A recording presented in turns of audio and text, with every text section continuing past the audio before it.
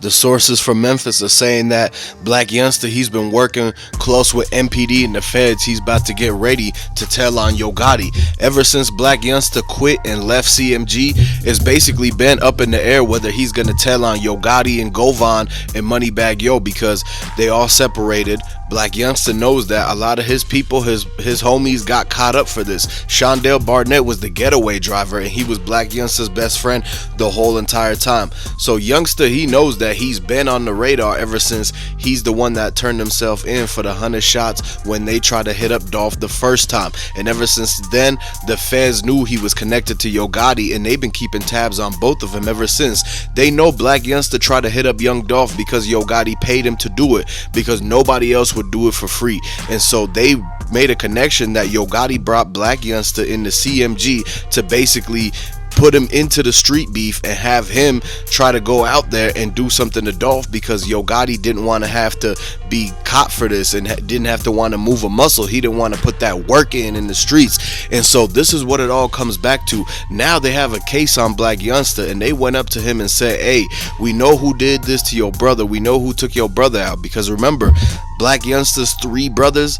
got all hit up right after Dolph. One of them got hit up right before Dolph, and a lot of people thought that this was maybe the retaliation, the motive behind why they took out Young Dolph. But it can't be because of a Blac Youngsta beef. It was because of a Yo Gotti beef, and they put the money up. This is why they used the cookie shop to be the people to set him up, because that's Yo Gotti's peoples.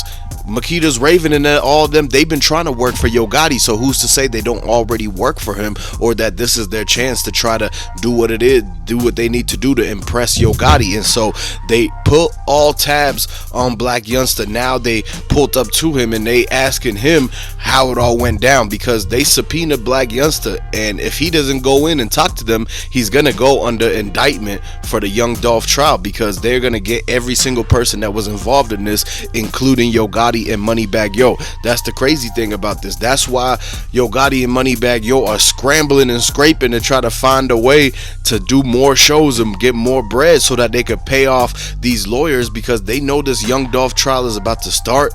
They're gonna have to take the stand against all these witnesses and all these suspects who don't want to do the time and are willing to point the finger at them and cooperate, because they know for a fact that it was their beef. They're the guys who set this whole thing up. It's a sad situation, because a lot of the street dudes in Memphis, they just wanted a check.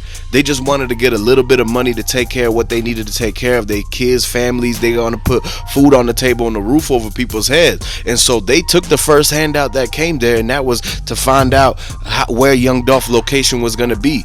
All of them people, now that they have to face the time and for the crimes that they did, they sitting back and saying, you know what, I'm gonna pin this on Yo Gotti and Moneybagg Yo, because they ain't even pay him enough. They didn't know that, and once people get caught, that they're gonna end up snitching and telling. A lot of these dudes, they try to plan how they was gonna do stuff to Young Dolph. They didn't plan how they was gonna get away with it, and so that's why they all getting snatched up left and right, one by one. The feds came and raided Memphis, and they took down the whole block, and half the block had information on Yo Gotti and Blac Youngsta and Goon, Bigjook, and all of them. This is why a lot of these CMG dudes didn't do a single show in Memphis in 2023. They wasn't doing shows in Memphis at all, man. The only people who did the show in Memphis was Glorilla, and then the concert got hit up, and that's when CEO Jizzle got hit up and everything. They try to say that that was retaliation for something that went on, like Blac Youngsta's brother or another issue, because it's been so many bodies left and right. This is why it's gone too far, man. We miss Young Dolph and we support Young Dolph. If y'all actual Young Dolph fans, go ahead and comment down below. Let me know where y'all from, who you rocking with, and put LLYD, long live Young Dolph, in there. And at the end of the day, it's still some CMG. I know it's some people who's Yo Gotti fans and CMG fans, so let me know where y'all at too, because at the end of the day, we gotta realize that we've been watching this whole thing, and now everybody knows for a fact that the cookie shop has a connection between Yo Gotti and everybody else. Blac Youngsta and the drivers, they did their thing, but at the end of the day, they're the ones who's gonna get, like, they're gonna tell on the next person. And this is what happens, because when when they throwing out 50 years, 100 years for this Young Dolph thing, and this is the consequences of being in the streets and everything. Now they're gonna see they finally got caught. They're offering them 50, 100 years. This is why the dudes are telling. They didn't even get no more than $1,000 to drop Young Dolph location. When it's all said and done, and they had to split that money that Yo Gotti put on Dolph head, after all the 20 people got split, man, like everybody got $5,000. But then at the end of the day, they had to spend that on their lawyers. They had to spend that on their bond and everything like that. And so they got left with less than $1,000. This is why everybody started snitching, because Yo Gotti left them on the hook. He left them on the hook and didn't want to pay their bond. He didn't want to pay for none of their court fees or nothing like that. And so that's why, if you expect, this stuff is never fair, man.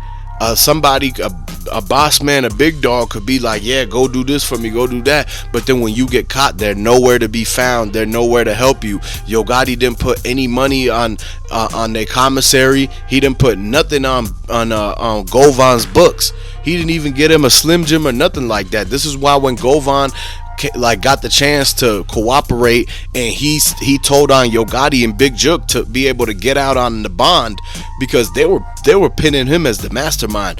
Govon was supposed to take the fall for Yo Gotti. And so since Govon ended up getting released on bond, that means he had to have said something that got the feds thinking. He gave him some type of evidence and some type of something to go with and work with. And so they took the investigation and they took it to the detectives and said, this is what Govon told us. He said Yo Gotti put the money on Dolph head, and he gave that bread to Bigjook to take it into the streets and give it to the guys who were supposed to pull up on Young Dolph location. This is crucial because this explains why the Bentley truck was driving by Airways when all of this happened. It was because they were all supposed to meet up at a certain location. The money was already dropped off. Once they dropped the money off at the stash house, so that when they do the drill, the dudes in the E63 AMG, once they do the drill, they're going straight to the stash house on Bradley Street, where the car got dumped off at. When they parked there, they dumped the car there. They went in the house. The money was in the stash spot that Yo Gotti and Bigjook just dropped off. And then they dropped that off and started going down Airways so that they could take Yo Gotti to the airport, because his alibi was supposed to be that he was on the way to a flight in Atlanta.